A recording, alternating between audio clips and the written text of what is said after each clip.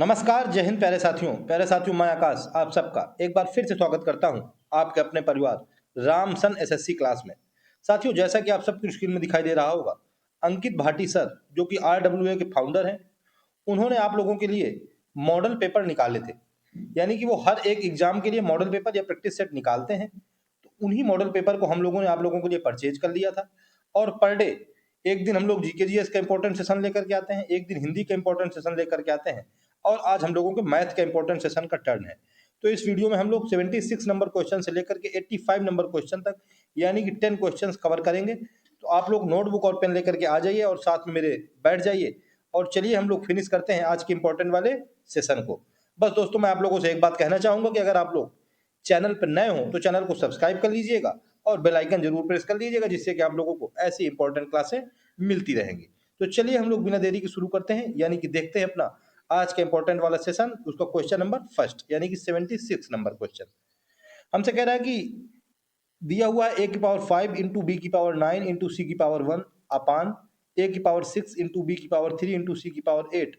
कह रहा है कि का सरलतम रूप ज्ञात कीजिए, यानी कि हमको इसको सॉल्व करने के लिए सोल्यूशन पूछ रहा है। इसमें दोस्तों दो रूल होते हैं। ये तो हमको डिवाइड वाला रूल दिया है। तो डिवाइड में क्या होता है कि जब डिवाइड में दो पावर दी होती है, यानी कि देखिए यहाँ पे a की पावर है, यहाँ पे भी a की पावर है, b की पावर है, यहाँ पर भी b की पावर है, c की पावर है, यहाँ पर भी c की पावर है।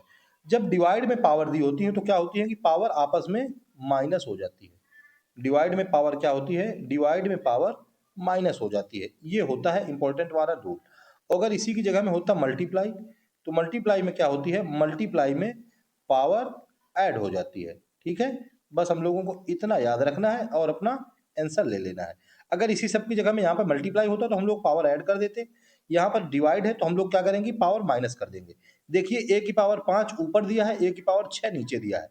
नीचे वाले को ऊपर ले जाएंगे तो a की पावर 5 माइनस 6, यानी कि डायरेक्ट लिख रहा हूं मैं, तो ये निकल के आ जाएगा a की पावर 5, 6 ऊपर चला गया तो ये माइनस हो गया, इंटू b की पावर ऊपर 9 था नीचे 3 था तो ये आ गया b की पावर, मैंने क्या कहा कि पावर माइनस हो जाती है, यानी कि 9 में 3 चला गया माइनस हो गया, इंटू c, c ऊपर है 1 उसकी पावर और नीचे है 8, यानी कि ये भी माइनस हो जाएगा। यहां से निकल के आएगा कितना?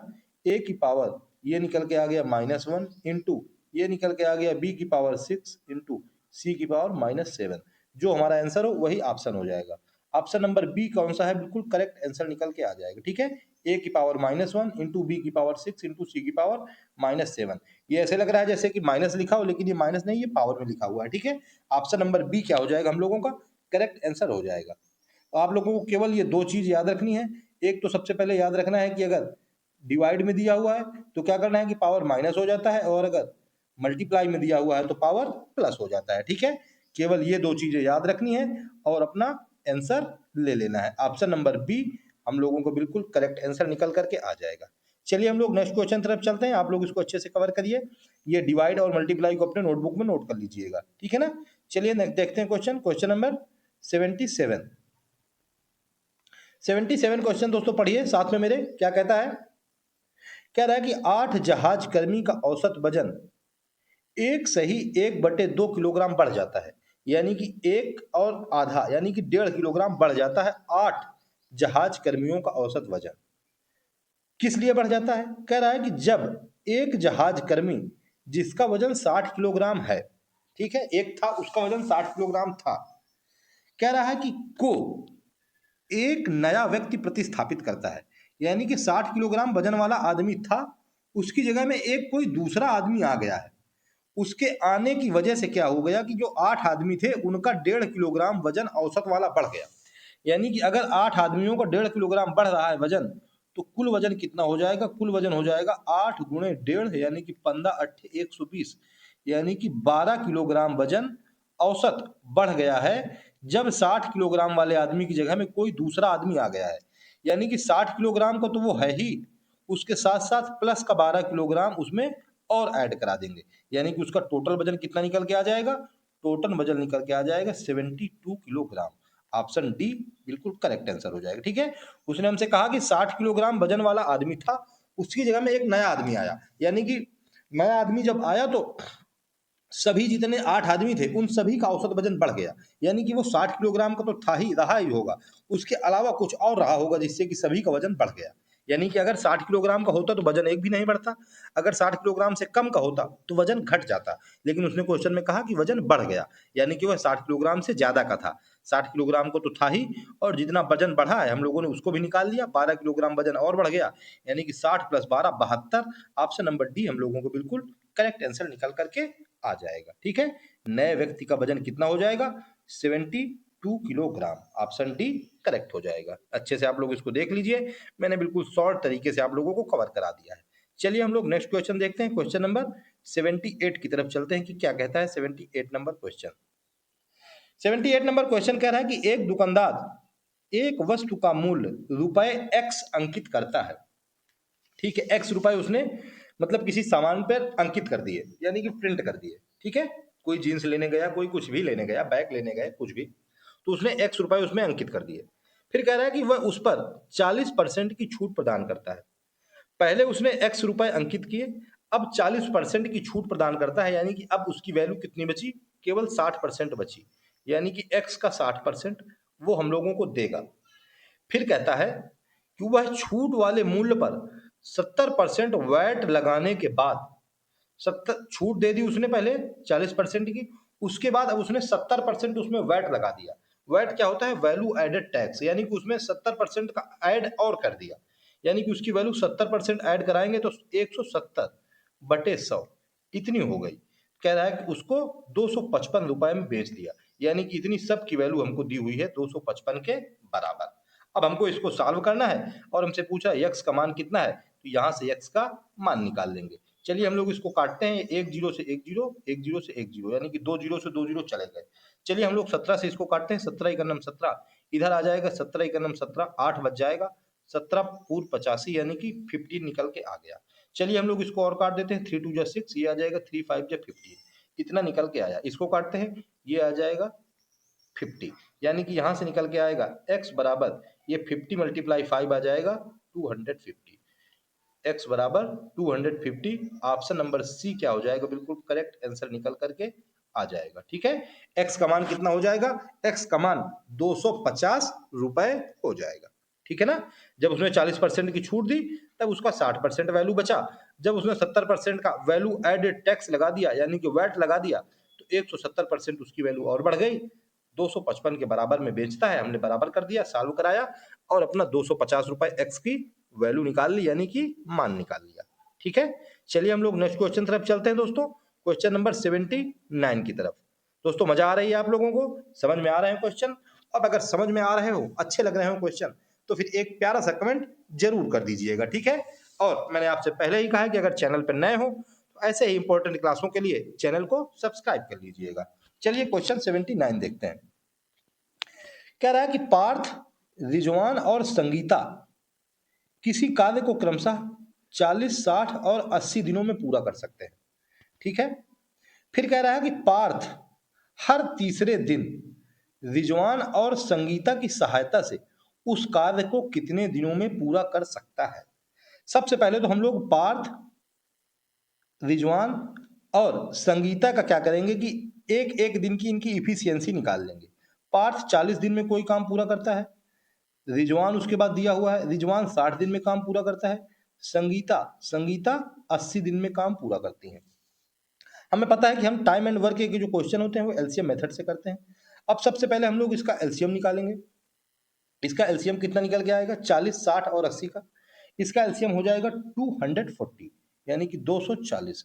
यही जो एलसीएम निकलता है यही होता है टोटल वर्क, यानी कि हमारा टोटल वर्क कितना है? 240 है। अब क्या करना होता है कि हमको 40 से डिवाइड कराएंगे 240 में, यानी कि इसकी इफिशियंसी निकालेंगे।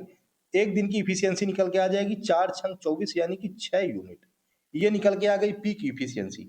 आर की यानी कि पार्थ की, रिजवान की इफिशियंसी निकालेंगे तो 6 चौको 24, यानी कि 4 यूनिट इसकी इफिशियंसी निकल के आ गई।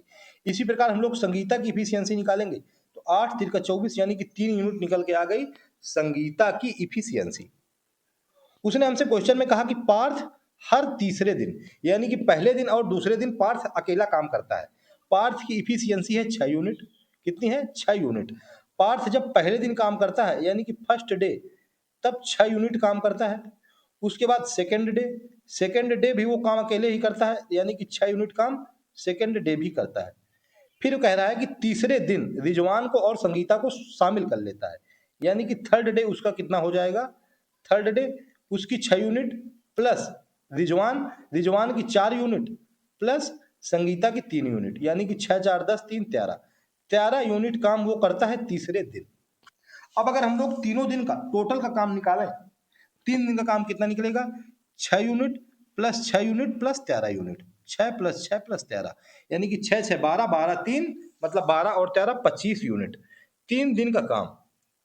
इसलिए 3 दिन का काम 3 दिन का काम कितना निकल के आ जाएगा, 6 6 12 और 12 और 13 25 यूनिट, ये निकल के आ गया 3 दिन का काम। हम लोगों को 240 यूनिट टोटल काम करना है, 3 दिन में 25 यूनिट काम करते हैं, यानी कि अगर हम लोग 25 नैया 9 का मल्टीप्लाई इधर कराएं, इसमें 9 का मल्टी इधर, मतलब 9 का मल्टीप्लाई इधर कराएं, तो ये 25 नैया हो जाएगा 235, और ये हो जाएगा 3 9 27। ठीक है, 25 नैया कितना होता है, 25 नैया होता है, सॉरी 225, यानी कि 225 यूनिट काम 9 दिया 27, 27 दिन में वो फिनिश कर देगा। कितना, 225 यूनिट काम, यानी कि 240 में से 225 यूनिट काम उसने फिनिश कर दिए 27 दिन में। अब बचा हुआ है 15 यूनिट काम। कितना बचा हुआ है, 15 यूनिट काम। पहले दिन वो करता है 6 यूनिट काम, उसके बाद दूसरे दिन फिर से वो करता है 6 यूनिट काम, और तो ये यानी कि 27 के बाद 28, 28 के बाद 29, 29 दिन हो गए, 29 दिन में हो गया 25 6 31 6 37, 237 यूनिट काम हो गया 29 दिन में।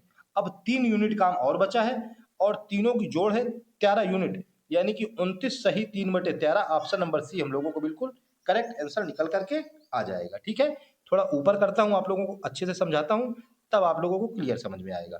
यहां पर हम लोगों ने निकाला था कि 225 यूनिट काम उसने 9 तिरका 27 दिन में क्या किया, फिनिश कर दिया। 225 यूनिट काम उसने 27 दिन में फिनिश कर दिया। अब हम लोग अगर 225 240 यूनिट हमारा टोटल काम था, 225 यूनिट काम हम लोगों ने 27 दिन में फिनिश कर दिए। उसके बाद उसने कहा कि 28वें दिन वो अकेले काम करता है, यानी कि 6 यूनिट और काम किया, यानी कि 225 6 31। 29वें दिन उसने फिर अकेले काम किया, यानी कि 6 यूनिट और काम किया, 25 6 31 6 37, 237 यूनिट काम उसने 29 दिन में कर दिया। 3 यूनिट काम और बचा है, और तीसरे दिन वो लोग तीनों लोग काम करते हैं, यानी कि 6 4 10 3 13, इतना निकल के आ जाएगा, यानी कि ये हो जाएगा 6 6 12 3 15, मतलब पूरा काम पूरा हो जाएगा 240 यूनिट, और टाइम निकल के आ जाएगा 29 सही 3/13 दिन। ऑप्शन नंबर सी बिल्कुल करेक्ट आंसर निकल करके आ जाएगा। ठीक है, आप लोगों को मैंने अच्छे से समझा दिया है, बस थोड़ी पेज में जगह कम थी, इस वजह से लिखा कम है, और मुंह से बता दिया है। आप लोग इसको अच्छे से समझ लीजिए और अच्छे से कवर भी कर लीजिए। चलिए हम लोग नेक्स्ट क्वेश्चन तरफ चलते हैं, क्वेश्चन नंबर 80 की तरफ। दिया हुआ है 2079.16385 में 7 के स्थानीय मान और 8 के स्थानीय मान का योग क्या होगा। स्थानीय मान यानी कि प्लेस वैल्यू, प्लेस वैल्यू उसके नाम से ही हम लोगों को समझ में आ रहा है कि वो जिस प्लेस में रखा है उसी प्लेस में उसकी वैल्यू है, यानी कि ये 7 का स्थानीय मान, 7 की प्लेस वैल्यू, ये यूनिट, फिर उसके बाद डेसिमल, यानी कि 7 का स्थानीय मान कितना है, उसका स्थानीय मान है 70।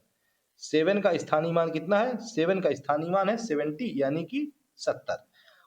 8 का स्थानीय मान, 8 का स्थानीय मान कितना है, 8, यानी कि पॉइंट 10 पॉइंट के बाद है, यानी कि 1 0 2 0 3 0, यानी कि 0.0008, ये है 8 की प्लेस वैल्यू। ठीक है, अब हमसे कह रहा है कि दोनों का योग ज्ञात कीजिए, यानी कि दोनों को ऐड कर दीजिए, तो केवल एक ही ऑप्शन में 70 दिख रहा है, ऑप्शन नंबर ए हम लोगों को बिल्कुल करेक्ट आंसर हो जाएगा। ठीक है, इसमें और कुछ करने की जरूरत नहीं थी, हम लोग ऑप्शन देख लेते तो ऑप्शन से ही तुरंत निकाल देते, यानी कि 7 की प्लेस वैल्यू 70 थी, केवल एक ही ऑप्शन में 70 दिया हुआ है, option number A correct answer निकल करके आ जाएगा। ठीक है, चलिए नेक्स्ट क्वेश्चन देखते हैं हम लोग, क्वेश्चन नंबर 81। 81 क्वेश्चन क्या कह रहा है, चलिए अच्छे से देखते हैं, अच्छे से पढ़िए आप लोग। कह रहा है रुपए 7500 की धनराशि पर 4 वर्ष में प्राप्त चक्रवृद्धि ब्याज ज्ञात कीजिए। यदि प्रथम 2 वर्ष के लिए ब्याज दर 20% वार्षिक है और अगले 2 वर्ष के लिए ब्याज दर 10% वार्षिक है, ब्याज की गणना वार्षिक चक्रवृद्धि आधार पर होती है, यानी कि एनुअल में हो रही है, यानी कि वार्षिक में हो रही है। हम सबको पता है कि मिश्र धन ए बराबर फार्मूला होता है पी 1+r/100 की पावर n। यही वाला फार्मूला हम लोग डायरेक्ट रखेंगे और इसी फार्मूले में अपने वैल्यू रखेंगे और यहाँ से ए की वैल्यू निकालेंगे। जब ए की वैल्यू निकाल लेंगे तो हमसे पूछा है कि बताइए ब्याज कितना निकलेगा, चक्रवृद्धि ब्याज। हम लोगों को चक्रवृद्धि ब्याज निकालना है, तो सी आई बराबर होता है ए माइनस पी, यानी कि यहाँ से फिर हम लोग सी आई की वैल्यू आराम से फाइंड कर लेंगे। ठीक है, तो चलिए पहले हम लोग ए की वैल्यू निकालते हैं। ए बराबर कितना निकल के आ जाएगा, 7500 रुपए की धनराशि दी हुई है, यानी कि 7500 मल्टीप्लाई 1+r/100, यानी कि 1+4/100 करेंगे तो 4, यानी कि 25 कट जाएगा, यानी कि यहाँ से कितना निकल के आ जाएगा, यहाँ पर निकल के आएगा 25/26। कितना निकल के आएगा, हम लोग क्या करेंगे, 1+ कितना है 20% वार्षिक दिया हुआ है ना, सॉरी, तो 1+20/100 की पावर 2 इंटू 1+10/100 की पावर 2, ऐसे कर देंगे और इसको सॉल्व कराते हैं। चलिए सॉल्व कराते हैं। इसमें वैल्यू हम लोगों ने रख दी है फार्मूले में, ठीक है। 7500 हमको पी की वैल्यू दी थी और हम लोगों ने आर की वैल्यू अलग अलग रख दी। चलिए इसको काटते हैं, 20×5 = 100 आ जाएगा, ये आ जाएगा 10×100, यानी कि यहाँ से निकल के आएगा 7500 गुणे 5×5 6/5 गुणते 6/5 गुणते इधर 10×10 11/10 गुणते 11/10, इतना निकल के आ गया। ये 2 जीरो से एक और 2 जीरो चले गए, ये 25, ये 25×3 = 75, इतना निकल के आ गया। इसका मल्टीप्लाई कराएंगे 3 गुणे 6×6 36 गुणे 121, यानी कि 3 गुणे 36 गुणे 121, इसका मल्टीप्लाई कराइए और बताइए कितना निकल के आएगा। जब मल्टीप्लाई कराएंगे तो यहाँ से निकल के आएगा 13068। ठीक है, हमसे पूछ रहा था कि बताइए कंपाउंड इंटरेस्ट कितना होगा, चक्रवृद्धि ब्याज कितना होगा, यानी कि 13068 में से क्या करना है, 13068 में से 7500 माइनस करा देंगे और अपना आंसर ले लेंगे। 8, इसके बाद 6, इसके बाद 10 में 5 गया 5, 12 में 7 चला गया 5, यानी कि 5568, जो भी ऑप्शन हो वही आंसर हो जाएगा। ऑप्शन नंबर डी बिल्कुल करेक्ट आंसर निकल के आ जाएगा। ठीक है, 5568 रुपए। ठीक है ना, देख लीजिए मैंने इजी वे में, केवल फार्मूला बेस्ड क्वेश्चन था, फार्मूले में वैल्यू रख देनी थी और मल्टीप्लाई करा देना था, मतलब सॉल्यूशन करा देना था और अपना आंसर निकाल लेना था। ठीक है, 5568 रुपए, यही हम लोगों का चक्रवृद्धि ब्याज 4 साल का निकल करके आ गया। चलिए हम लोग नेक्स्ट क्वेश्चन तरफ चलते हैं, क्वेश्चन नंबर 82 की तरफ। 82 क्वेश्चन, चलिए ढंग से पढ़िए, देखते हैं। कह रहा है कि एक परिवार में 2 दादा दादी, 2 माता पिता और 4 पोते पोतियां हैं। दादा दादी की औसत आयु 67 वर्ष, माता पिता की औसत आयु 35 वर्ष और पोते पोतियों की औसत आयु 9 वर्ष है। तो हमसे कह रहे हैं कि बताइए परिवार की औसत आयु क्या है। अलग अलग दी हुई है, अब एक साथ हम लोगों से पूछ रहा है कि बता दीजिए एक साथ क्या हो जाएगी। तो हम लोगों को कुछ नहीं करना है, सबका ऐड करा देना है और अपनी आंसर ले लेना है। परिवार की औसत आयु बराबर हम लोग डायरेक्ट निकालते हैं, क्या निकल के आएगा, दादा दादी कितने लोग थे, 2 लोग थे, यानी कि 2 मल्टीप्लाई उनकी औसत आयु कितनी थी, 67 वर्ष थी, ये हो गई उनकी टोटल आयु, प्लस माता पिता कितने थे, 2 लोग थे, इंटू 2, उनकी औसत आयु कितनी थी, उनकी औसत आयु थी 35 वर्ष, प्लस पोते पोतियां कितनी थी, वो 4 पोते पोतियां थी, यानी कि 4 इंटू उनकी औसत आयु कितनी थी, उनकी औसत आयु थी 9। ये तो हो गई टोटल आयु बटे, हम लोगों को क्या करना होता है, संख्या लिखना होता है। एवरेज बराबर क्या होता है, एवरेज बराबर होता है टोटल बटे संख्या। चलिए मैं ऊपर लिखे देता हूं, एवरेज बराबर होता है टोटल बटे नंबर। ठीक है, टोटल बटे क्या होता है, नंबर होता है। टोटल तो हम लोगों ने ऊपर कर दिया, अब हम लोगों को नंबर लिखना है। नंबर 2 + 2 + 4, यानी कि 2 + 2 + 4, इसको सॉल्व कराइए और अपना आंसर ले लीजिए। चलिए सॉल्व करा दीजिए, यानी कि इसका मल्टीप्लाई कराएंगे, 2 7 14, ये 2 छक्का 12 1 13, प्लस 35 दूनी 70 प्लस 4 9 36 अपान 4 2 6 और 6 2 8। ठीक है, चलिए ऐड करा दीजिए और इसका डिवाइड करा दीजिए। ये निकल के आ गया 6 4 10, ये हो गया 4 7 11, 11 3 14, ये 1 1 2, ये हो जाएगा 8, यानी कि 8 3 24, यानी कि 30। ऑप्शन नंबर कौन सा, बी हम लोगों को बिल्कुल करेक्ट आंसर निकल के आ जाएगा। ठीक है, परिवार की औसत आयु कितनी हो जाएगी? 30 साल। ऑप्शन नंबर बी बिल्कुल करेक्ट आंसर निकल के आ जाएगा। हर एक एग्जाम में ऐसे क्वेश्चन पूछे जाते हैं। अभी यूपी पुलिस के जो एग्जाम हुए उसमें भी इसी तरह के क्वेश्चन पूछे गए हैं। ठीक है, चलिए हम लोग नेक्स्ट क्वेश्चन तरफ चलते हैं, क्वेश्चन नंबर 83 की तरफ। आप लोग इन क्वेश्चन को अच्छे से कवर कर लीजिए। नाव धारा से रिलेटेड क्वेश्चन आ गया। कह रहा है कि एक धारा की चाल 4 किलोमीटर पर घंटा है। एक नाव धारा के अनुकूल 20 किलोमीटर और धारा के प्रतिकूल 14 किलोमीटर की दूरी 3 घंटे में तय कर सकती है। स्थिर जल में नाव की चाल किलोमीटर पर घंटा में ज्ञात कीजिए। हमको दे दिया दोस्तों कि धारा के प्रतिकूल जाने में, प्रतिकूल यानी कि उल्टा, प्लस अनुकूल यानी कि उसी की दिशा में जाने में दे दिया है हमको समय, यानी कि 3 घंटा। अगर हम लोग क्या करें कि ये प्रतिकूल और अनुकूल इनकी दोनों की समय निकालें और वो समय हमारा 3 घंटे के बराबर आ जाए तो फिर हमारा आंसर निकल करके आ जाएगा। यानी कि हम लोग अगर ऑप्शन से देखें इसको, ऑप्शन से इसको सॉल्व कराएं, मान लें कि ऑप्शन में जो स्थिर नाव की चाल हमसे पूछ रहा है वो किसी एक ऑप्शन में हमको दी हुई है। हम लोगों ने माना कि ऑप्शन नंबर बी में यानी कि 12 किलोमीटर पर घंटा हमारी चाल दे दी है। हम लोगों को क्या करना है कि प्रतिकूल प्लस अनुकूल इसको निकालना है, समय 3 घंटा के बराबर आना चाहिए। समय बराबर क्या होता है? समय बराबर होता है दूरी अपान चाल डी अपान एस। यानी कि अगर हम लोग प्रतिकूल का समय निकालें, प्रतिकूल यानी कि उल्टा, उल्टा यानी कि दूरी, दूरी तो है प्रतिकूल के लिए 14 किलोमीटर यानी कि 14 बटे, प्रतिकूल में क्या होता है? प्रतिकूल में होता है कि नाव की चाल और धारा की चाल दोनों माइनस हो जाती है। हम लोगों ने माना है कि नाव की चाल है 12 किलोमीटर यानी कि 12 माइनस धारा की चाल कितनी है? 4 यानी कि ये 4 हो गई, प्लस हम लोगों को ऐड कराना है अनुकूल दूरी कितनी दी हुई है? अनुकूल दूरी दी हुई है 20 किलोमीटर अपान अनुकूल में क्या होता है कि नाव की चाल और धारा की चाल दोनों ऐड हो जाती है यानी कि 4 प्लस 12 यानी कि 12 प्लस 4 ये ऐड हो जाएगी। इसको हम लोग सॉल्व कराते हैं और यहाँ से अपना आंसर लेते हैं। यानी कि ये कितना निकल के आ गया? ये निकल के आ गया 14 बटे, ये 12 में 4 चला गया 8, प्लस ये निकल के आ गया 20 बटे 12 4 16। इसको काट दीजिए, 2 सत्ते 14, 2 चौको 8, इसको काट दीजिए, ये आ जाएगा 4 पंचे 20, 4 चौको 16, यानी कि निकल के आ गया 12 बटे 4, यानी कि निकल के आ गया कितना? 7 5 12 हो गया ना। और यहाँ पे निकल के आ गया 2 सत्ते 14, 2 को 8, 4 पंचे 20, 4 चौको 16, यानी कि हो गया 7 पचे 12 बटे 4 यानी कि 3 घंटा। ऑप्शन मतलब ये हमारा जो राइट हैंड साइड में निकल के आ रहा था वही लेफ्ट हैंड साइड में भी निकल के आ गया, यानी कि हमारी ऑप्शन बी नाव की चाल क्या हो जाएगा? बिल्कुल करेक्ट आंसर हो जाएगी। ठीक है, स्थिर जल में नाव की चाल कितनी हो जाएगी? 12 किलोमीटर पर घंटा।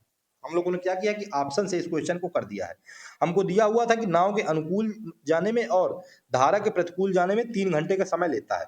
हम लोगों ने प्रतिकूल समय निकाला और अनुकूल समय निकाला, हमारा 3 घंटे निकल के आ गया, यानी कि ऑप्शन बी 12 किलोमीटर पर घंटा हम लोगों को बिल्कुल करेक्ट आंसर हो गया। ठीक है, चलिए हम लोग नेक्स्ट क्वेश्चन देख लेते हैं, क्वेश्चन नंबर 84 की तरफ चलते हैं। 84 नंबर क्वेश्चन कह रहा है कि एक गांव की जनसंख्या पहले वर्ष 0.2% की वृद्धि होती है, दूसरे वर्ष 0.4% बढ़ जाती है और किसी बीमारी के कारण तीसरे वर्ष 0.4% घट जाती है। तो हमसे कह रहा है कि 3 वर्ष बाद इसकी जनसंख्या क्या होगी? 3 वर्ष बाद हमसे जनसंख्या पूछ रहा है।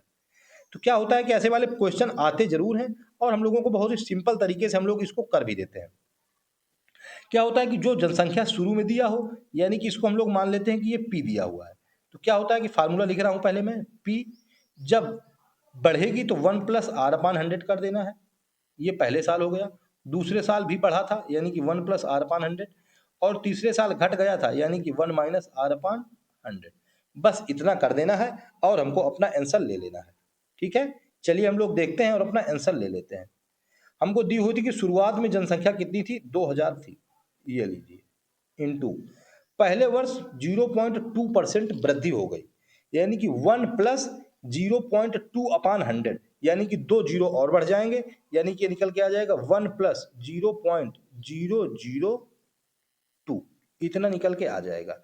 दूसरे वर्ष 0.4% बढ़ी है, यानी कि 1+0.004, ये निकल के आ गया दूसरे वर्ष। तीसरे वर्ष 0.4% घट गई है, यानी कि 1 माइनस 0.004, इतना निकल करके आ गया। अब हम लोगों को इसी को सॉल्व कराना है, मल्टीप्लाई कराना है, और जो मल्टीप्लाई निकल के आएगा वही हम लोगों का आंसर हो जाएगा। चलिए हम लोग इसको सॉल्व कराते हैं। ये निकल के आ गया 2000 यानी कि 2000 इंटू, इसको ऐड कराएंगे तो ये आ जाएगा 1.002 प्लस 1.004, ये कितना आ जाएगा, ये आ जाएगा मल्टीप्लाई 0.996। ठीक है, चलिए इसका मल्टीप्लाई कराइए। जब हम लोग इसका मल्टीप्लाई कराएंगे, आप लोग मल्टीप्लाई कराइए तो कितना निकल के आएगा, ये निकल के आएगा 2003.96। ऑप्शन देखिए 2003.96, तो कोई ऑप्शन नहीं दिया है, लेकिन ऑप्शन नंबर डी 2003.97 हम लोगों को बिल्कुल करेक्ट आंसर निकल करके आ जाएगा। ठीक है, ये इसके लगभग बराबर आ जाएगा। ऑप्शन नंबर डी हम लोगों को बिल्कुल करेक्ट आंसर निकल के आ जाएगा। जब क्या होता है कि पॉपुलेशन बढ़ती है तब हम लोग उसमें ऐड करा देते हैं, जब पॉपुलेशन घटती है तो उसमें माइनस करा दिया जाता है। अगर 2 साल की जगह में 3 साल और होता, अगर तीसरे साल भी बढ़ रही होती तो यहाँ पर प्लस करा दिया जाता और उसका मल्टीप्लाई कराते और अपना आंसर ले लेते। ठीक है, चलिए हम लोग नेक्स्ट देखते हैं क्वेश्चन। क्वेश्चन नंबर आज का लास्ट यानी कि क्वेश्चन नंबर 85 कह रहा है कि एक कार 8 किलोमीटर पर घंटा की चार, मतलब एक कार 8 किलोमीटर की चार क्रमिक दूरियां क्रमशः 12 kilometre per hour, 18 kilometre per hour, 24 kilometre per hour और 36 किलोमीटर पर आवर की चाल से तय करती है। यानी कि पहली 8 किलोमीटर उसने 12 किलोमीटर पर घंटा, दूसरी 8 किलोमीटर 15 किलोमीटर पर घंटा, तीसरी 24 और चौथी 36, ऐसा दिया है। हमसे कह रहा है कि पूरी दूरी के लिए उसकी औसत चाल किलोमीटर पर घंटा में ज्ञात कीजिए। औसत चाल बराबर क्या होता है, औसत चाल बराबर होता है कुल दूरी बटे कुल समय। क्या होता है, कुल दूरी बटे कुल समय, ये होता है औसत चाल बराबर। तो चलिए हम लोग यहाँ से निकाल लेते हैं अपनी औसत चाल, यानी कि हमारी कुल दूरी कितनी हो गई, कुल दूरी हमको दिया हुआ है कि चार क्रमिक दूरियां हैं 8 किलोमीटर की, यानी कि 8 गुणे 4, ये हो गई कुल दूरी बटे कुल समय। समय बराबर होता है दूरी बटे चाल। पहली 8 किलोमीटर की दूरी उसने मतलब 12 किलोमीटर पर घंटा की चाल से, ये समय निकल के आ गया, प्लस दूसरी 18 किलोमीटर मतलब दूसरी 8 किलोमीटर की दूरी, सॉरी यहाँ पे कितना, यहाँ पे दूसरी 8 किलोमीटर की दूरी है, वो है 18 किलोमीटर पर घंटा की चाल से, प्लस तीसरी 8 किलोमीटर की दूरी 24 किलोमीटर पर घंटा की चाल से, प्लस चौथी 8 किलोमीटर की दूरी 36 किलोमीटर पर घंटा की चाल से। इतना हमको दिया हुआ है, इतने को हम लोग सॉल्व कराएंगे और यहाँ से अपना आंसर निकाल के ले लेंगे, जो भी हमारा आंसर निकल करके आएगा। चलिए ऊपर कितना हो गया, ऊपर हो गया 8 4 जा 32 अपान, नीचे नीचे हम लोगों ने एलसीएम लिया तो नीचे एलसीएम निकल के आ गया 72। ठीक है, 72 निकल के आ गया। ये आ गया 12 छंग 72, यानी कि 6 से 8 में मल्टीप्लाई कराएंगे तो 6 4 जा मतलब 6 8 जा 48, प्लस ये 18 का दूनी 36, 18 के 54, 18 चौको 72, 4 8 चौको 32, प्लस 24 तिरका 72 यानी कि 8 तिरका 24, प्लस 36 दूनी 72 यानी कि 8 दूनी 16। अब हम लोग क्या कराएंगे, ये 72 ऊपर चला जाएगा, यानी कि इधर मैं लिखे दे रहा हूं तो ये निकल के आ जाएगा 32 इंटू 72 अपान, इसको ऐड करा दीजिए, 6 4 10, 10 2 12, 12 8 20, 2 कैरी लग जाएगा, 2 1 3, 2 5, 5 3 8 4 12, यानी कि 120 बटे 32 निकल करके आ गया। 4 से काट दीजिए, 4 8 32, इधर काटेंगे 4 3 का 12, यानी कि ये 30 निकल के आ गया। ठीक है, और काट दीजिए 2 से, 2 चौको 8, इसको काट दीजिए, ये आ जाएगा 15, यानी कि 3 से काट दीजिए, 3 पचे 15, इधर आ जाएगा 3 दूनी 6, 3 चौको 12, यानी कि निकल के आ गया 24 चौको 96 अपान 5, डिवाइड करा दीजिए, 5 1 जा 5, 4 बच जाएगा, 5 9 जा 45, 1 बच जाएगा, 19.2 ऑप्शन नंबर बी हम लोगों को क्या हो जाएगा, बिल्कुल करेक्ट आंसर निकल करके आ जाएगा। ठीक है, यानी कि औसत चाल कितनी निकल के आ जाएगी, 19.2 किलोमीटर पर घंटा। ऑप्शन नंबर बी बिल्कुल करेक्ट आंसर निकल करके आ गया। ये भी जो क्वेश्चन रहता है बहुत ही इंपॉर्टेंट पूछा जाता है, हर एक एग्जाम में ऐसा क्वेश्चन आप लोगों से एक तो पूछता ही पूछता है।